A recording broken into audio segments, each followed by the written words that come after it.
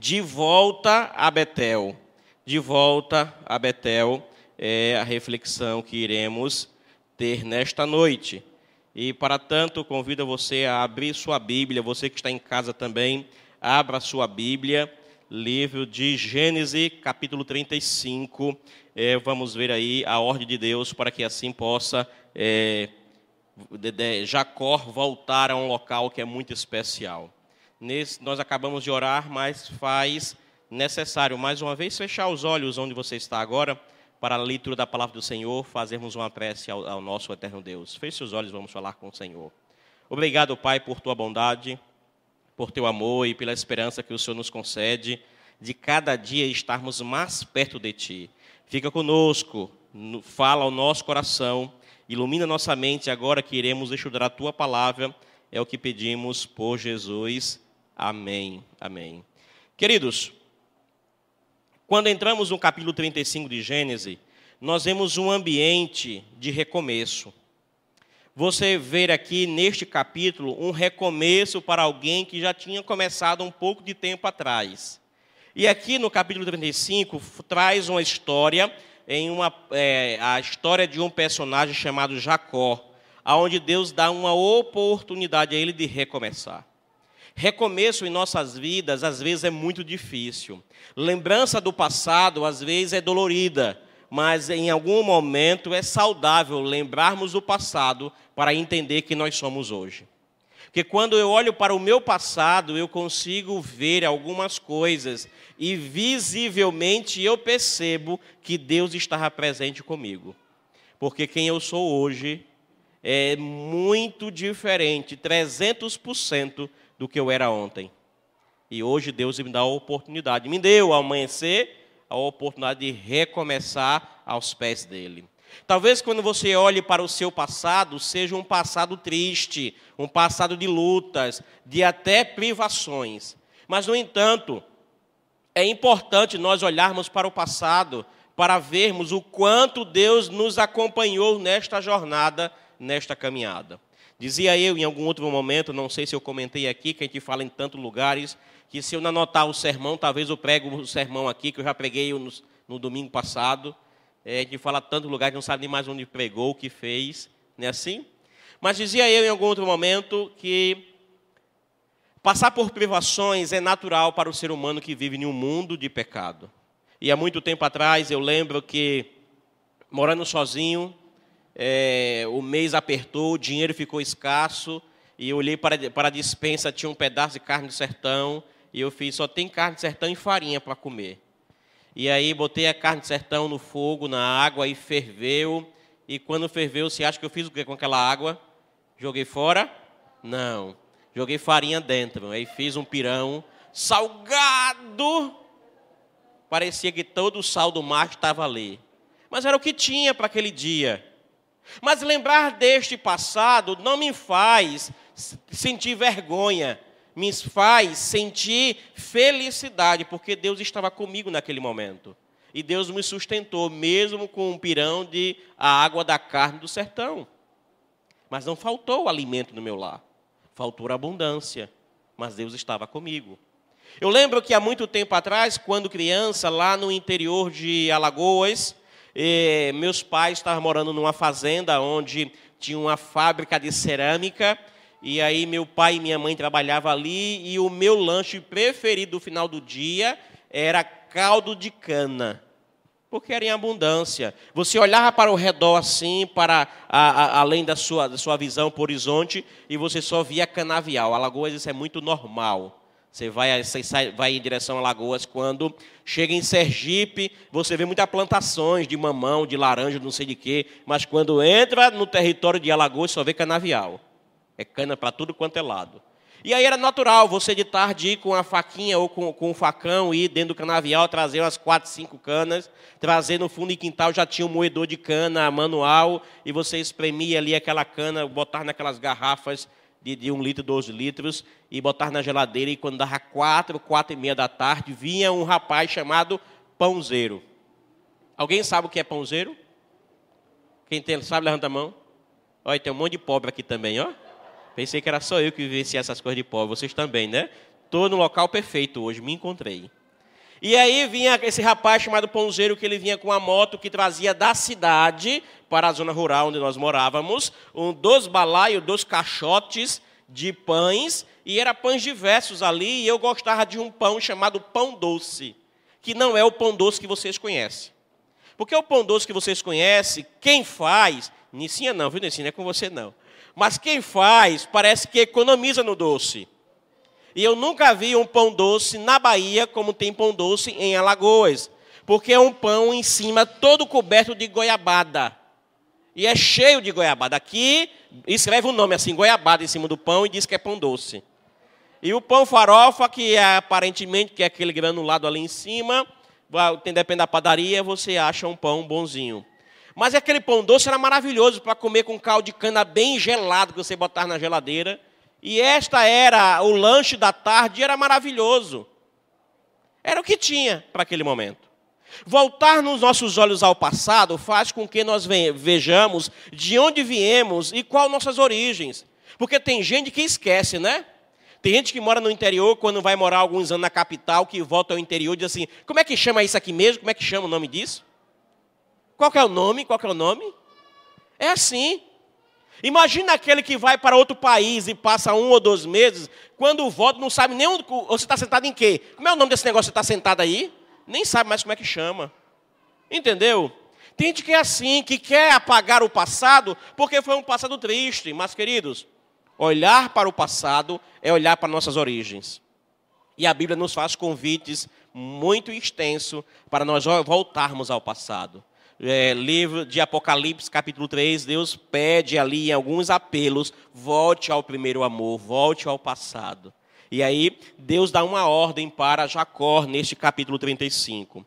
No entanto, o novo passo de fé que Jacó, neste capítulo, deveria dar, faz com que ele tenha muitos pensamentos do que era no passado. Voltar para o local, voltar para Betel, não era algo fácil, era algo mais complicado, mais difícil. Porque quando Jacó chegou em Betel, Jacó não tinha nada, era fugitivo. Jacó não tinha nem um travesseiro para dormir. E aí eu quero convidar você a ler o capítulo 35, verso 1, que diz assim: Disse Deus a Jacó, levanta-te, sobe a Betel, habita ali. Faze ali um altar ao Deus que te apareceu quando fugias da presença de Esaú, teu irmão. Esse texto é o suficiente para a nossa reflexão. Queridos, é interessante perceber que ser cristão não é sinônimo ou declaração, certificado que você não vai passar por dificuldades. Enquanto algumas religiões pregam por aí, pare de sofrer, Jesus diz, no mundo tereis aflições. Enquanto as igrejas por aí pregam, tragam o seu recurso, o seu dinheiro para a igreja, que Deus tem por obrigação de te dar o dobro. Cristo diz assim, você precisa viver pela fé e doar o que você tem aos pobres e viver na confiança de Deus. Enquanto as igrejas pregam por aí libertação da opressão deste mundo, a Bíblia vai na contramão dessas igrejas, dessas pregações. E a Bíblia é clara em dizer que os filhos de Deus passam por dificuldades. Jesus mesmo sofreu fome, sofreu tentações. Jesus mesmo teve diversos momentos difíceis em sua vida. Jesus foi quase morto. Jesus não teve um local para um berço perfeito e preparado para ele, para dormir sua primeira noite ao vir a este mundo. Ele nasceu em um local horrível, onde ninguém hoje quer passar a noite. Você entende? Jesus teve que sair como fugitivo de onde nasceu para ir para o Egito e passar ali alguns anos para poder voltar à sua cidade natal. Jesus não tinha fartura em sua vida. Mas algumas igrejas pregam por aí essas situações. E aí envergonha o que nós chamamos de fé. Porque é muito fácil dizer para algumas pessoas, olha, se você é cristão e está passando por dificuldade, isso é falta de fé. Não é assim. Não é bem assim. Ser cristão vitorioso não significa escapar das dificuldades da vida, queridos. É apenas desfrutar ou melhor, apenas desfrutar de coisas positivas. Não é assim. A vida real não é assim. Eu e você adoecemos, passamos por lutas, mas Cristo nos dá uma esperança, nos dá uma confiança. Que Ele diz assim, você vai passar por aflições neste mundo, mas não desanime, não fique triste, porque Ele venceu o mundo. E se Ele venceu o mundo, Ele pode te dar a vitória, agora apenas se você seguir suas ordens. E Deus aqui dá pelo menos 3 ordens para Jacó neste texto do verso 1 do capítulo 35. Primeira ordem, qual que é a ordem que Deus dá para Jacó aqui no verso 1? Deus diz assim, Jacó, levanta-te. Deus quer nos dar nova postura. Você não vai ser um vencedor se você acordar todos os dias às 10 da manhã. Você não vai ter um emprego se você apenas orar pelo emprego e ficar em casa assistindo TV. Você não vai ser um crente fiel se apenas você ficar em casa assistindo transmissão, sermão pela internet. Porque não é para isso que Deus nos chamou. Não é para isso. Ninguém recebe o Espírito Santo para ficar parado. É por isso que a promessa de Jesus em Mateus 28, a grande comissão, que é repetida em Atos capítulo 1, verso 8, ele diz que vai derramar o Espírito Santo, mas é para que as pessoas saiam. Você entende? Então, às vezes, nós oramos pelo Espírito Santo, nós oramos pelo batismo especial do Espírito Santo, mas para fazer o quê? Que nós não queremos pregar o Evangelho, que nós não queremos nos mexer. E aí Deus dá a ordem para Jacó. Jacó, levanta-te. Jacó ficou muito tempo na terra de Siquém. E se você olhar o capítulo 34, o 33, você vai ver o quanto Jacó sofreu as consequências de uma escolha de viver aonde Deus diz para não vivermos. Ei, você pode, queridos e queridas, até estar vivendo um mar de rosas neste mundo, longe da presença de Deus, mas não vai ser por muito tempo. Porque o nosso arqui-inimigo o que quer é botar uma nuvem em nossos olhos para que nós não vejamos com nitidez a real situação que estamos hoje. É por isso que é interessante voltarmos para o passado e vermos o quanto Deus transformou nossa vida. No entanto, para sermos novas criaturas, é preciso levantar-nos da inércia que estamos. É preciso nos mexermos. É preciso simplesmente ficarmos de pé, enquanto todos se dobram de joelhos perante a estátua dos deuses deste mundo. É preciso levantar-nos. Jacó escolheu estar no local onde Deus disse que para não estar. Jacó estava em um lugar onde não era para habitar por muito tempo. Sua filha Diná tinha sido agora humilhada. Seus filhos estavam em contenda, em brigas. E aí, nesse contexto, nessa situação, que Deus diz, Jacó, levanta-te. Por causa da demora em obedecer a Deus, Jacó pagou um preço muito alto, porque ele permaneceu em Siquém. Queridos, Jacó se tornou alguém que estava prostrado diante das situações deste mundo. Estava distante do ideal de Deus. Sabe o que acontece conosco às vezes? Nós oramos para recebermos bênçãos, mas queremos apenas as bênçãos. Nós queremos apenas as bênçãos. Às vezes oramos a Deus pedir um emprego, e quando Deus dá um emprego, nós dizemos não para Deus na primeira oportunidade de provação de fé. Às vezes oramos pedindo um filho, e depois dizemos que os filhos são empecilhos para permanecermos fiéis, para servirmos a Deus. Nós oramos para passar no vestibular, para ir fazer uma faculdade.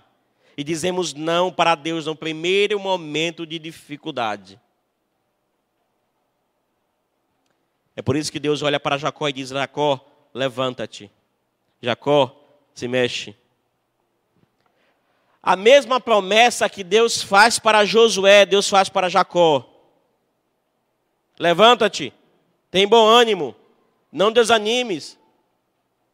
Porque Deus tinha prometido a Jacó que estaria com ele, Queridos, Deus prometeu também a todos nós que Ele está com você. Diga amém. Foi muito fraquinho, você não crê nisso não? Deus prometeu que Ele está aí do teu lado. Todos os dias. Por mais que a dificuldade seja extensa, gigantesca, e essa dificuldade apareça para nós, que Deus está longe, é quando Ele está mais perto de todos nós.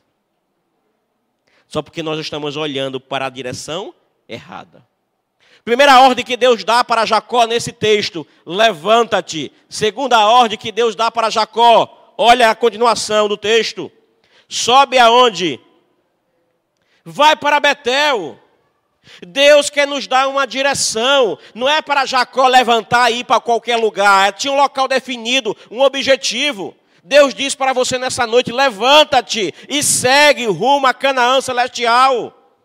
Não deixe que as dificuldades, que as lutas deste mundo, que os empecilhos que você encontra diariamente, sejam obstáculos para impedir a tua jornada. Ele nunca te prometeu caminhos largos, mas Ele disse que o caminho é estreito, e estreita também é o quê? A porta. Ei, não venha dizer que segue a Cristo apenas pelas bênçãos, porque a bênção é consequência da obediência. Lembra do domingo passado? De Elias? Lembra do domingo passado? Da viúva? Para Elias ser alimentado por corvos, foi preciso ele obedecer à voz de Deus e dizer assim, sai daqui, Elias, e vai para o ribeiro de Querite. Depois a água secou, Deus disse assim, levanta-te, Elias, e vai para a Sarapta.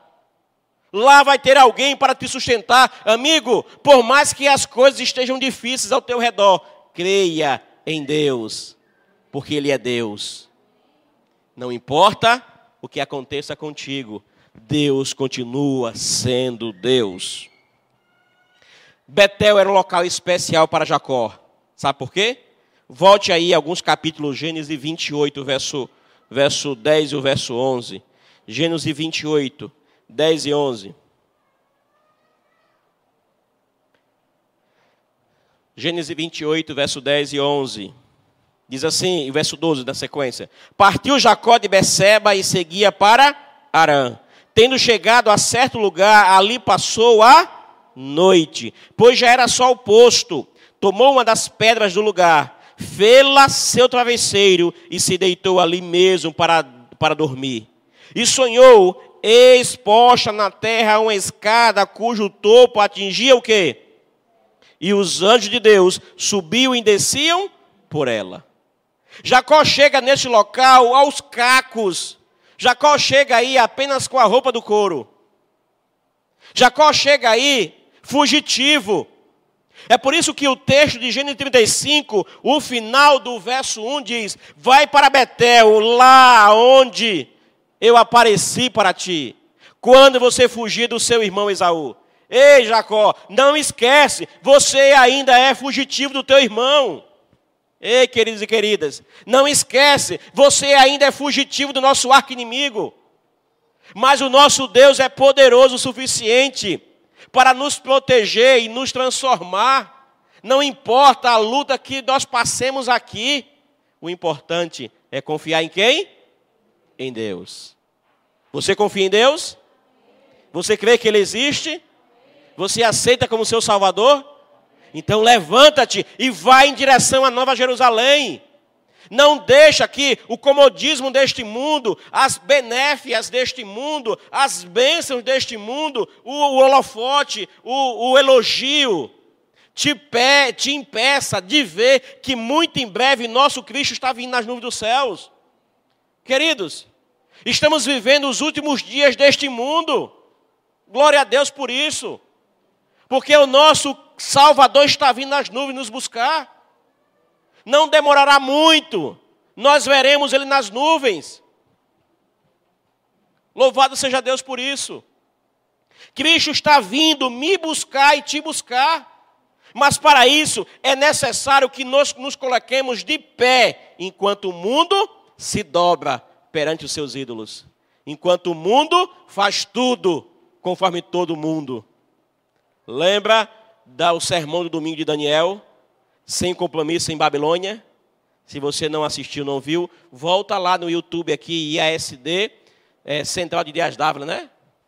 Volta lá, vê o sermão. Eu não vou viver como as pessoas do mundo vivem, porque eu não sou deste mundo. Eu sou de uma pátria celestial. Apóstolo Pedro diz, vós sois sacerdócio real, nação santa. Ei, não é porque todo mundo está fazendo o que eu vou fazer, não é porque todo mundo se pinta que eu vou me pintar, não é porque todo mundo faz isso que eu vou fazer, não é porque todo mundo está comendo o que eu vou comer, não é porque todo mundo vai para esse lugar o que eu também vou. Ei, eu sou diferente, eu escolhi ser diferente. E você? Escolhe ser exemplo de Cristo e modelo dele? Você escolhe ser cópia de Jesus? A decisão é sua. E aí Deus diz para Jacó, levanta-te, Jacó, sai desse lugar. Mas não é para sair e ficar vagando. Tem uma direção, tem um norte. Vai para Betel. Betel simboliza para nós, queridos, o lugar da intimidade, da adoração. Foi lá que Jacó fez uma promessa a Deus. Foi lá que Jacó se encontrou com Deus. Ei, talvez eu esteja falando para você que muito tempo atrás você entrou em um tanque como esse, cheio de água, e começou sua trajetória, sua vida com Cristo. E já se passaram tantos dias, tantos anos, que talvez você se esqueceu daquela emoção de sair da água e se tornar mais leve. Eu lembro do dia do meu batismo. Não queria, minha mãe me castigou para me batizar. Deus usou ela. Deus usou Nabucodonosor para salvar o povo de Israel. Deus usou uma jumenta para salvar o outro lá, que era mais doido do que um jumento. Entende? Deus usou minha mãe para me castigar, para me batizar. E aqui estou. Deus não é misericordioso? Aprontei na escola, fiquei de castigo.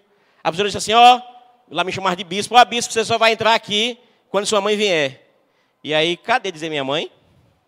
Minha mãe, agreste, pernambucana, tirar cisco do olho com a ponta de faca. Oxe, vocês não conheceram minha mãe, ainda bem. Que Deus dê a ressurreição do justo para ela. Porque ainda bem que Deus transformou ela. Minha mãe, eu fui castigar na escola, só ia para a escola quando minha mãe fosse lá. E aí o que eu fazia para não dizer minha mãe? Todo dia, meio-dia, tomava banho, 1 hora começava a aula, saía 12h30 de casa, ia para a escola, ia para a praça, não podia entrar na sala de aula. Um dia minha mãe foi buscar a minha irmã, na mesma escola, de manhã era o turno menor, de tarde era o meu turno, e aí ela se bate com a diretora na porta da escola. Jesus. Entendeu?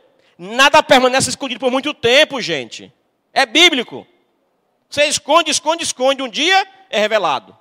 Se não for aqui, mas o céu revelará. Eu imagino que quando Jesus voltar vai ter um cinema assim, uma tela bem gigantona, mostrando tudo que a gente fez de errado. Para aqueles que se perderam. Porque a gente já vai estar salvo, perdoado e apagado dos nossos pecados. E aí a diretora fez assim, cadê o bispo? Você já falou com a professora dele? Ela, não estou sabendo não. Aí a minha mãe disse, tá bom, chegar em casa eu converso com ele. E conversou. Ela chegou em casa, eu estava no banheiro tomando banho. Só veio, a porta abriu, pelado no banheiro. Ela com o cinturão na mão. E toma lhe cinto para cima. Não podia correr pelado, nu, como é que você vai? Naquela situação da puberdade que você está conhecendo o corpo desenvolvendo, morre de vergonha do corpo, né? Como é que corria para não apanhar? E aí ficava ao redor da mesa, ela correndo lá, daqui a pouco eu não sabia se eu estava correndo atrás dela ou ela atrás de mim, que a gente roda tanto, né? A gente nem sabe que a gente está mais na frente.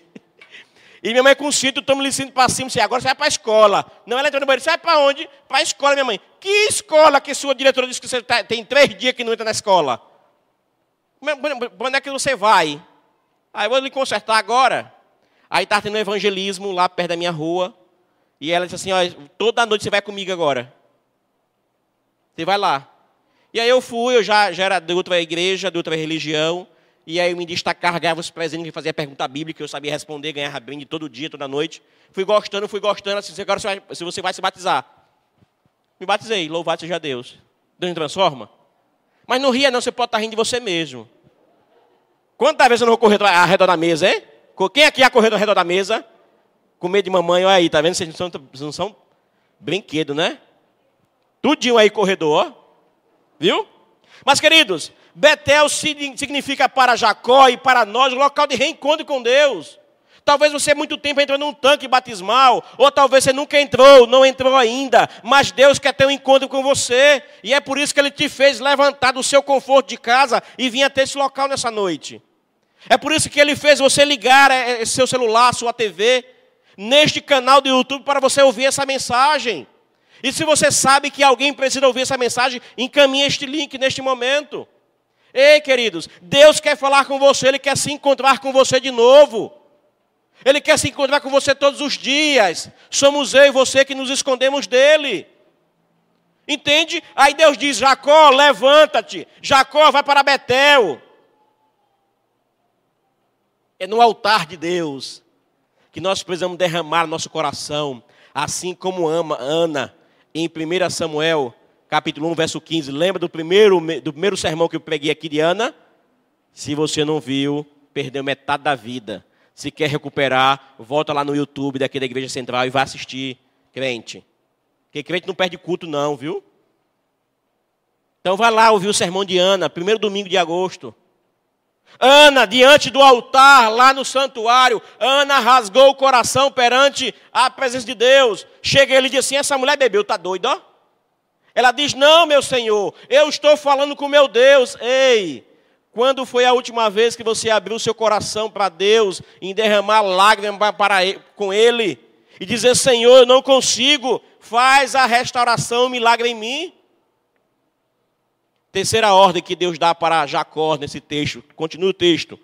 Se leu a Bíblia, Deus vai te perdoar. Se você fechou a Bíblia, Deus vai te perdoar agora. Abra a Bíblia de novo. Não mandei você fechar a Bíblia não, nem Deus não. Abra a Bíblia. A gente tem que ler a Bíblia, né? História de quando eu corria, não mais castigo não da mamãe não.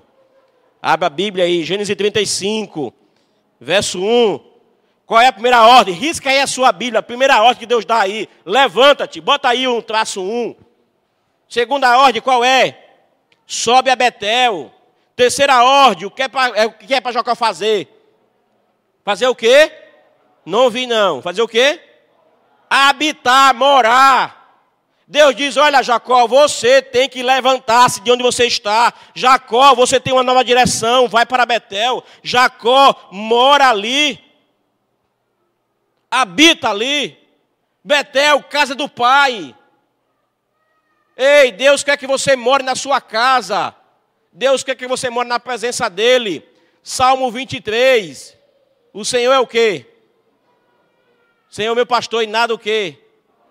Mesmo que eu ande em vale de sombra e de morte, você vai temer? Não, por que você não vai temer?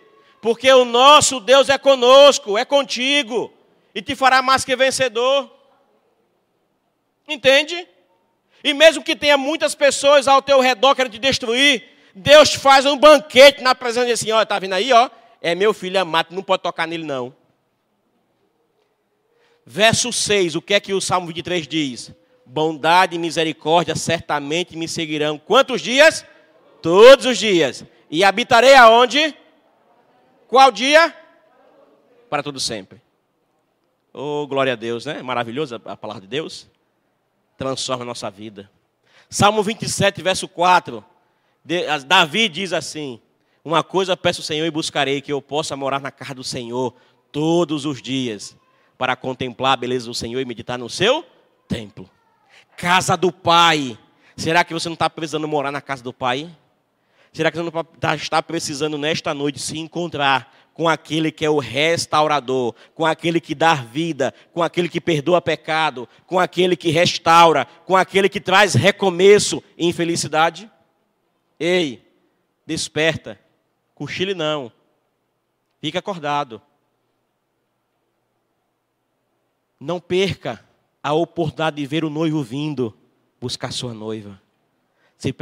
Nunca desanime, persista, insista. Em 1992, os Jogos Olímpicos de Verão tiveram seu lugar em Barcelona, na Espanha. Um jovem treinou para participar de uma competição de 400 metros de corrida. Ele treinou todos os dias, todos os dias, todos os dias. E estava apto para concorrer àquela medalha e ganhar em primeiro lugar. Chegou o dia, preparadíssimo, começou a corrida, faltando poucos metros para a linha final, para ele ganhar o prêmio. Ele sentiu uma dor em sua perna, caiu, um dos tendões rompeu, e ele sentindo alta dor na perna, tentou levantar-se.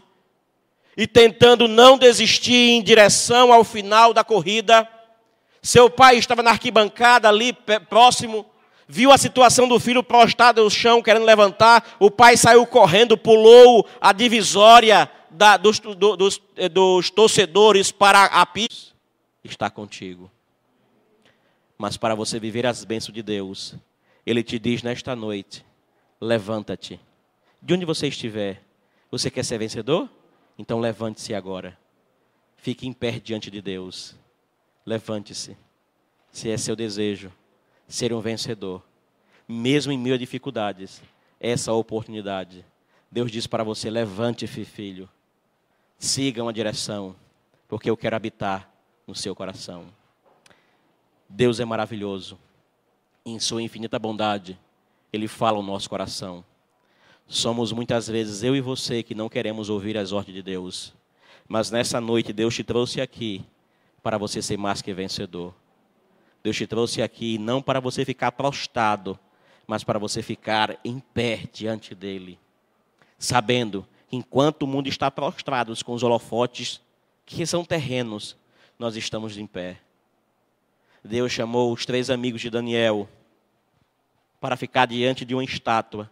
Enquanto todos se prostraram, eles ficaram em pé diante da estátua.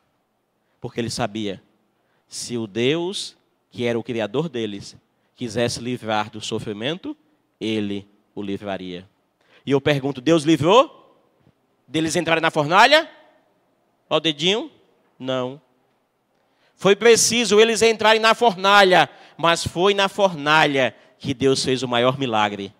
Ei, eu não sei qual é a fornalha que você está vivenciando hoje, mas se você for fiel a Deus, Ele pode te salvar dentro da fornalha. Feche seus olhos, vamos falar com Deus. Obrigado, Senhor, porque nessa noite, através da Bíblia Sagrada, nós podemos ouvir a Tua voz. Obrigado porque o Senhor falou ao nosso coração.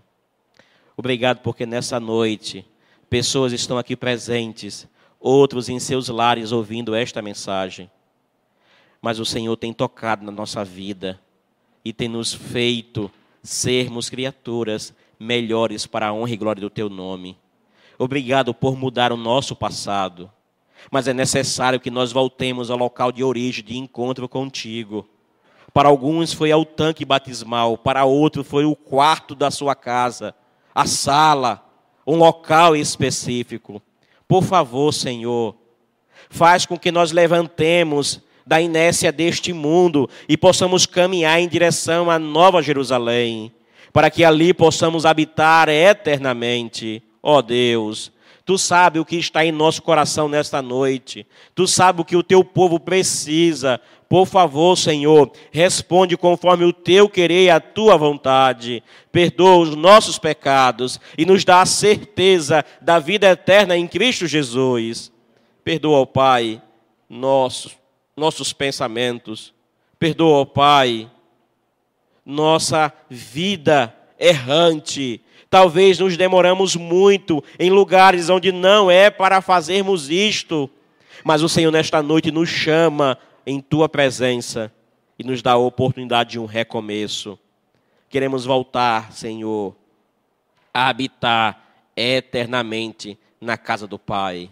Por favor, nos leva para os nossos lares neste momento, na certeza de que o Senhor nos transformou e nos restaurou. E que nada neste mundo poderá impedir da nossa vida ser um pleno louvor a Ti. Fica conosco, Pai. E muito obrigado por tudo. Em nome de Jesus. Amém. Amém. Louvado seja Deus. Que Deus te abençoe.